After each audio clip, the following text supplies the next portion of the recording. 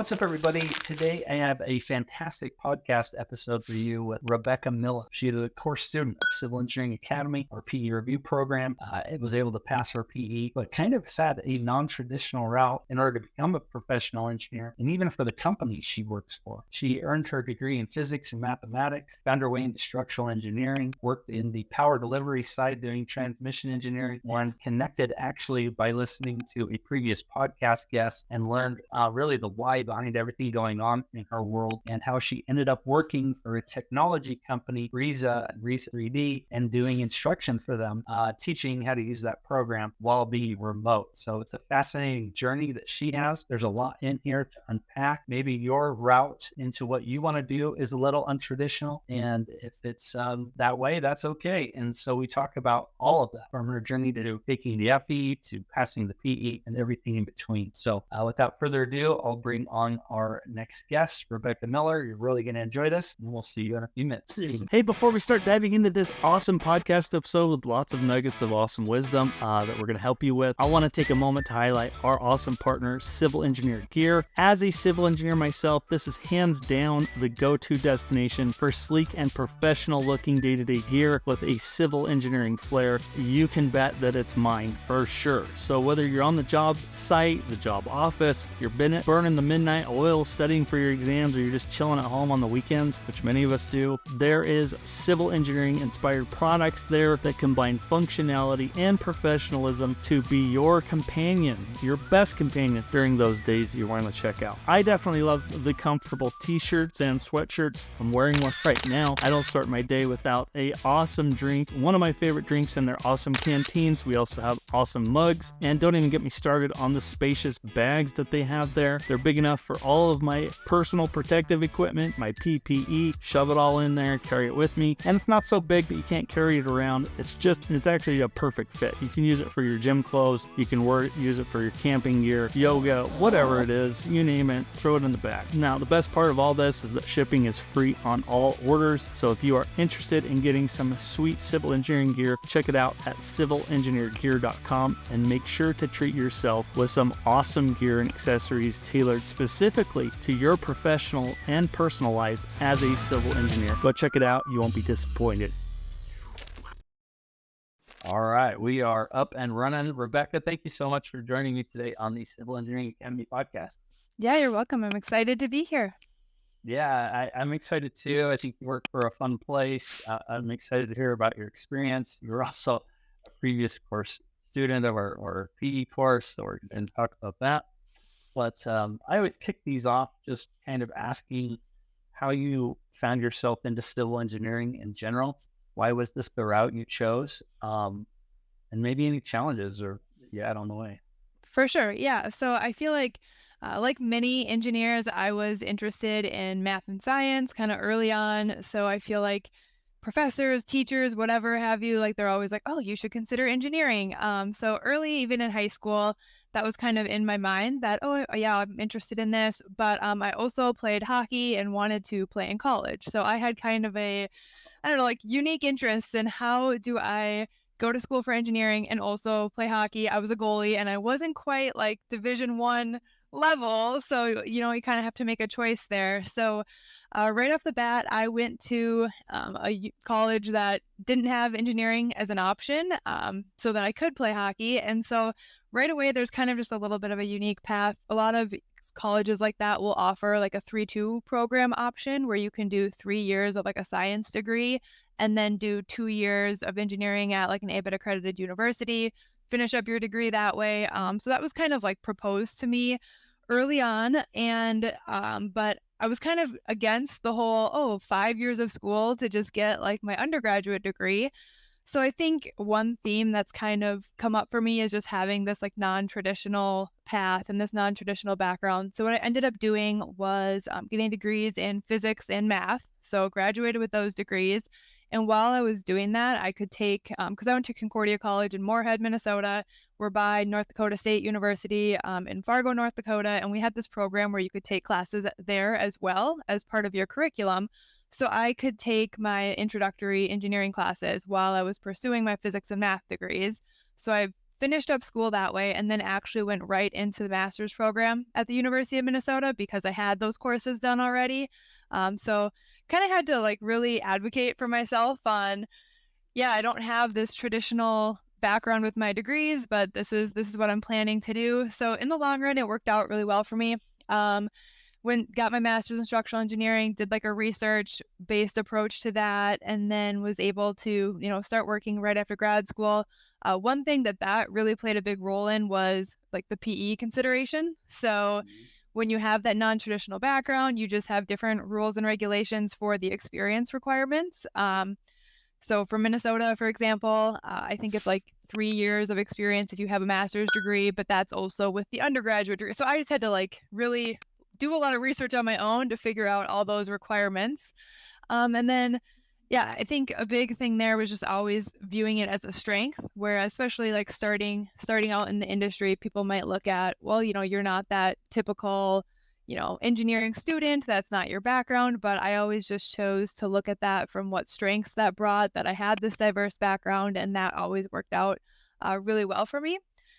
Another challenge, I guess, with like the PE is studying at the time. I had to know, even for the FE, know all of the breadth topics. And so I had to learn everything like water resources, all of that kind of on my own, just because I didn't get some of that curriculum. I got everything I needed, to pursue structural, but there was just a little bit of gap there that I had to research on my own.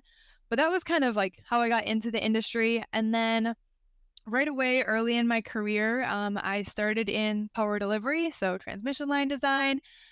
Did that for a couple of years, and then kind of started asking like more questions about what I wanted long term for my career. I actually read the book She Engineers by Stephanie Slocum, and I liked a lot of the questions that she encouraged you to ask, like what are your strengths and how do you figure out how your career fits with your life? And at the time, I was commuting like really far to work. And my husband, who's also an engineer, was in a remote position where he travels and kind of worked from home. And so about 6 months before COVID, I was kind of like, I really want to work remote. How do I make that happen? And that was really rare in our industry. So again, it was kind of time to look for something a little bit non-traditional. And I ended up for a little while doing some work doing like technical editing for engineering research, because I wanted to be able to use my background and kind of contribute still to engineering, but just had some life goals and things that just didn't fit with kind of commuting as far and things like that. And then, as you would know, 6 months later, everyone was working from home. And while there was like, negative sides to COVID, for me personally, I think it really just opened up a whole new world of positions being available. And so since then, I've kind of transitioned now into the role I'm at with RISA. So RISA is a software company. Structural engineers out there, a lot of you are probably familiar with us, but just kind of your main like structural analysis and design software. We have like RISA 3D, other programs as well. But right now I am a technical trainer for RISA. And so I teach trainings, and I feel like it was kind of like some people are in a career and they stay with the same company for X number of years. I had a lot of changes that I made early on in my career, but I think for me that really proved to be a strength as well, because I just picked up a lot of different skills that I think are helpful for me in this role. And then the other thing that I feel like came out of COVID for a lot of people was I had a side hustle as like a creative venture, I guess. It's totally unrelated to engineering. I had an online shop, ended up selling hand-poured candles. I wasn't into like the making of the candles as much, but loved the business background of it, and really like learned a lot there. And then also ended up teaching candle making classes like locally at wineries and breweries. And I think that was actually one of the biggest things that helped me when I ended up finding this role as a technical trainer at RISA. It's like, oh, teaching people things, like, yeah, I've already been doing that, even though it wasn't related to engineering. So it kind of all really came full circle for me to find myself in the role that I'm in now. That's amazing. It's a long-winded version. There's a lot to unpack there. I love it. I think engineers are like this 360-degree person. You're not just an engineer. I love hearing that you were doing something on the side. I mean, to be honest with you, Civil Engineering Academy, I have this whole thing. It's on the side of the stuff I do as a career as well. And I find value in helping other people. It's super fun to see when people pass their exams, and we've been able to help them with that a little bit. But candle making, that's awesome. So are you still doing that? Is that still out I there? do. I still have it's still going on. I also have a 7-month-old, so not as much energy goes into the side hustle at the moment, but it actually it took off like locally and in some other states. I had candles in some shops. I have an online site, and yeah, I definitely enjoyed the business side of it, so it was a fun, I don't know, a fun adventure there. I love hearing that. I got to bug you with some questions. There we go. I love that stuff. Well, let's go back to the FE a little bit. So, did you take the FE while you were in school, or was that after? I took it towards the end of like grad school. So I believe it was my last semester of grad school was when I took that. And I had to do a lot of studying on the side for, water resources. I had some like geotechnical background from the courses I took, but everything else was pretty much self-taught at that point. So yeah. Wow. Yeah. I mean, the FE, a lot of people say the FE is harder than the PE. So you knew the PE was coming. You got the FE done while you were in school. Yep. Let's talk about the PE, I guess, a little bit more. You were a member of our course, so I guess I wanted to ask, how did you find the course, and how did it help you? Yeah, so I definitely feel like the videos on, especially like I said, water resources, things like that, like I had to learn it. I never had the college course. So those type of topics, I think it was really helpful for me to sit down in a course like environment and then learn that, kind of get up to speed with everything I needed to know.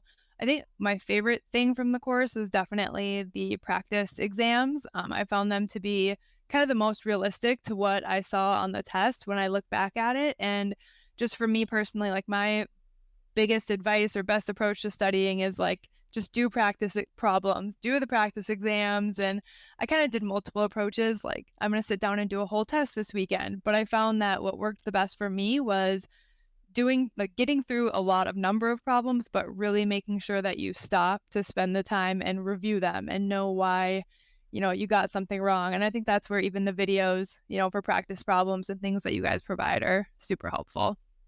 Yeah, we have a ton of support too.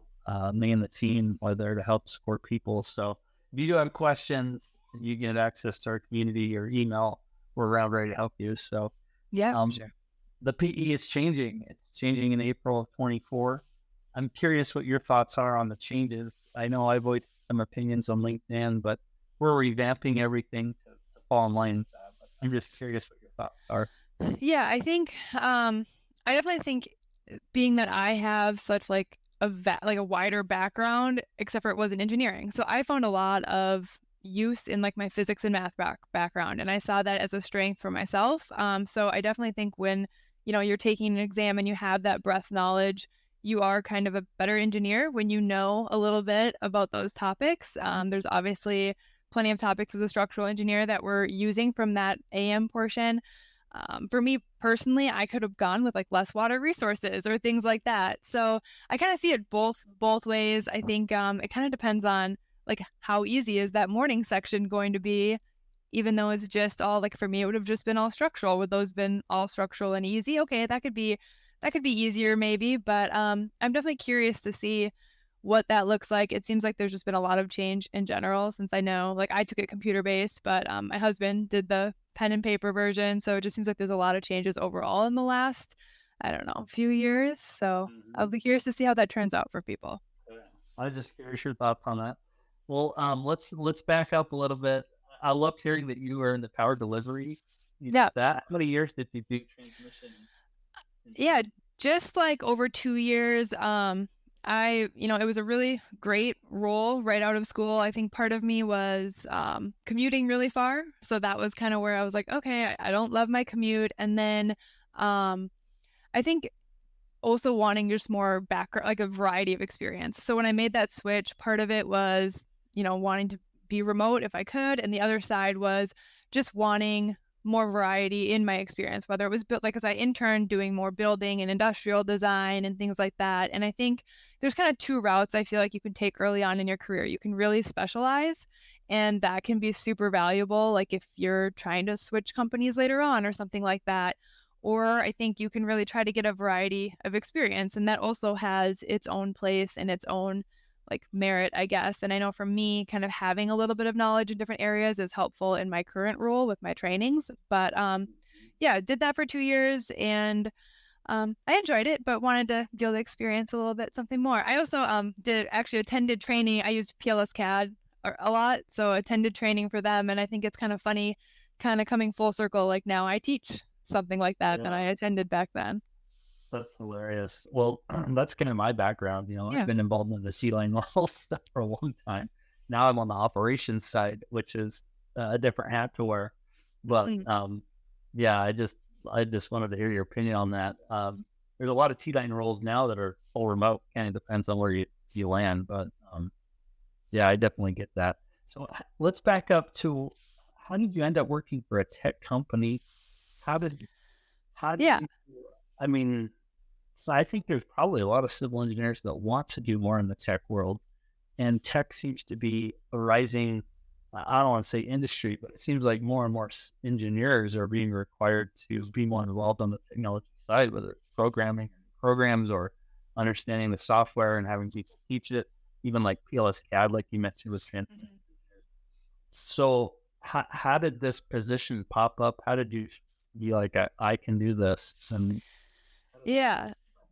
So, about the time when I was putting in all the effort to studying, and like I had mentioned, just when remote roles in engineering weren't a thing, I had to kind of figure out how do you make your life goals and what you want match with your career goals. And I think that's like a big question that was asked even in like Stephanie's book, She Engineers. So it was kind of always in the back of my head, what do I want like my day-to-day routine to look like? What do my focused work sessions look like? And that's kind of why I went into more of the remote space. But as I was getting ready to take the PE and kind of putting in all that effort, I was like, I really want to be heavily involved more in the structural industry, but I'm not really sure where I want that to be. And so what I actually started doing, a couple different things. One thing, I actually was listening to this podcast a lot. I think in remote roles, you sometimes don't get like the FaceTime with people in the office that you might have gotten previously. And there's pros and cons to all of it.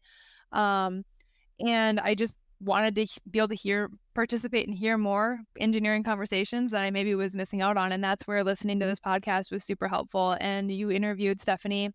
And that refreshed my memory on, oh yeah, I should connect with her. So really networking, I'd reached out to Stephanie and kind of sat down and even had her work with me as a coach for a little while to just help me figure out, what do I want out of my career?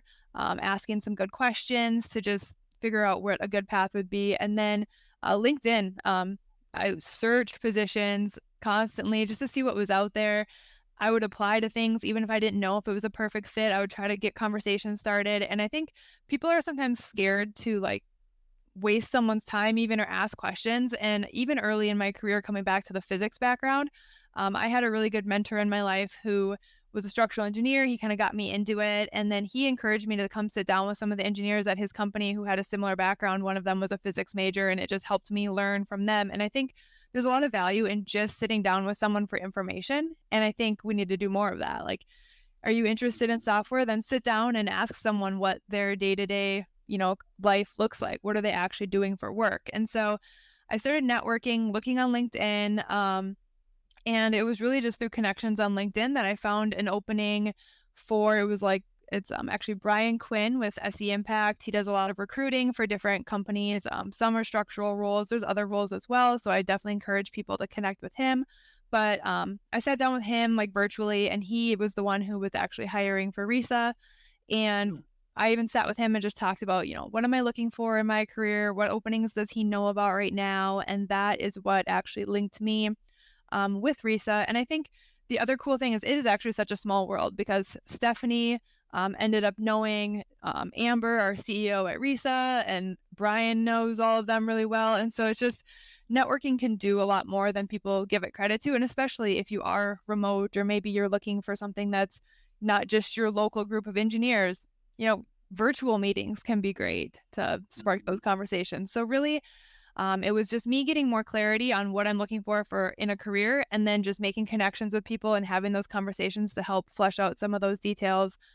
Really ended up landing in this position that when I look back on it now, I'm like, oh, that was kind of a perfect fit. It took everything I'd been doing and was a good find.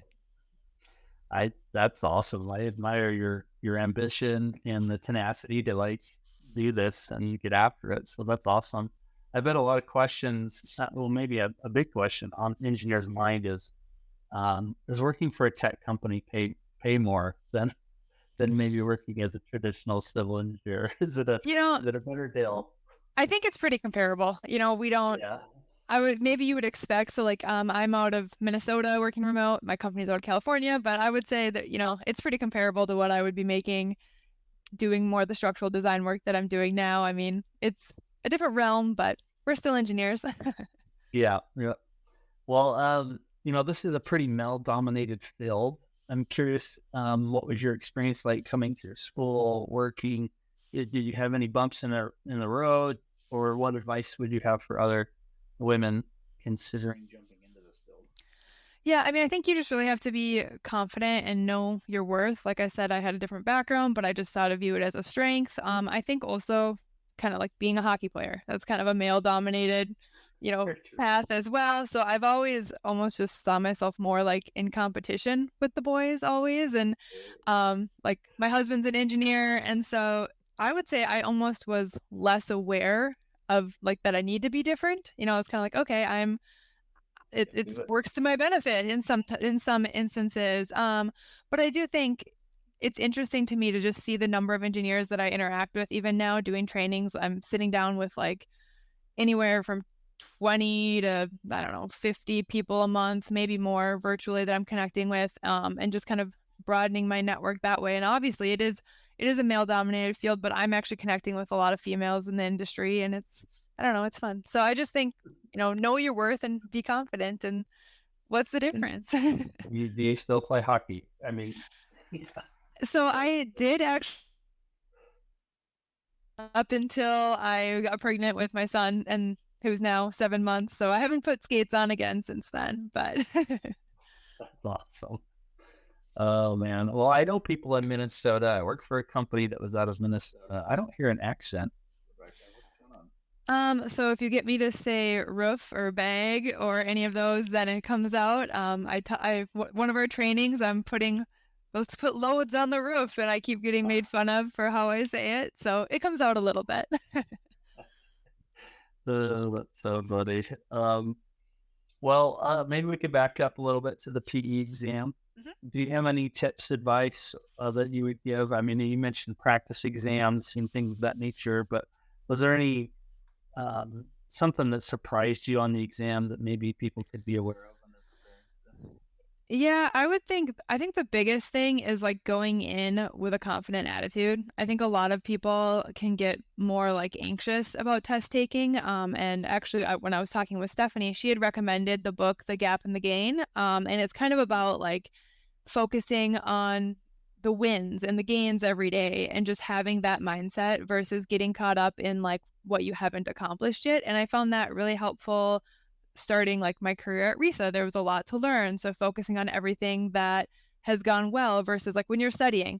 I mean, if you focus on, yeah, I've done X number of problems and I feel really good about it. Like at the end of the day, you can still feel like, oh, I didn't touch this topic, or I didn't get as much time on, like, you're never going to feel done studying. So I think if you can really just focus on, how much you've accomplished, I think you can go in with a little bit more of a confident attitude, because a lot of it is kind of, if you've sat down and you've put in the time, it's kind of more of just like a mind game at that point. You need to go show up and be confident. The other thing that I think would be really helpful is, for me personally, like RISA software. If you're using like our program RISA 3D, you can draw in like a beam or draw in a moment frame, add some load, and you can animate it to look at the deflected shape or look at all the moment diagrams. So and that's something that I think, you're getting that in your experience in whatever you're doing for your career. And that's going to help you in the PE exam, especially that afternoon session if you're in structural. But I just think using, like, no matter what industry you're in, use your software or what you're doing in work to really help you kind of study and learn more of the conceptual problems. I think that's kind of not given enough credit, that you're learning every day at work and kind of use what you can to help with those, understanding those concepts. That's awesome. Great advice. Great tips. Mhm. If anybody does need help, come check us out. For sure. And that's the thing. The videos, I think, you're giving people like the video on how to do something. You're really helping with that concept, the conceptual problems. I think being able to listen to someone talk through that is like super helpful. Yeah, I agree. And, with the new changes coming online, I know people are pretty anxious about that, but there's still engineering topics. There's still topics that are not going to change really much over time. As long as you're putting in the effort to practice and do problems, then I think you're going to be okay. So, no matter Yeah. what the changes are. And the other thing I would say too is one thing I've found really helpful as I'm preparing to teach people in trainings, I'm realizing how much I learn when I'm preparing to teach. I mean, because obviously if you're teaching, you really need to know material well. So if you're studying, at the end of the day, like don't make it just about I sat down and I did that problem. See if you can explain it to someone else, or if you can write it up on a whiteboard or on a piece of paper. And I think if you're saying something out loud or trying to go through the mindset of like, I need to be able to teach this to someone else, I think you just learn a lot more and retain a lot more information that way. And I've almost learned that after the fact that would have probably been even more helpful when studying. Yeah, it's funny you say that because when people ask me questions about how do I study for theory problems, because they can ask whatever they want and any topic. And, I could give you 100 different problems to solve and it's not going to be what they ask you on the exam. But if you go through problems and maybe you act like a teacher, maybe think about a problem differently. How would you word this? How would you word this problem as a theory problem? How could you take this example, maybe it's a conceptual problem, I don't know what it is, and reword it and make it a theory problem. So I think Exactly. that's great advice. Awesome. Well, Rebecca, this has been super fun. I think your path to where you're at has been really interesting. I loved hearing your background, everything that's going on.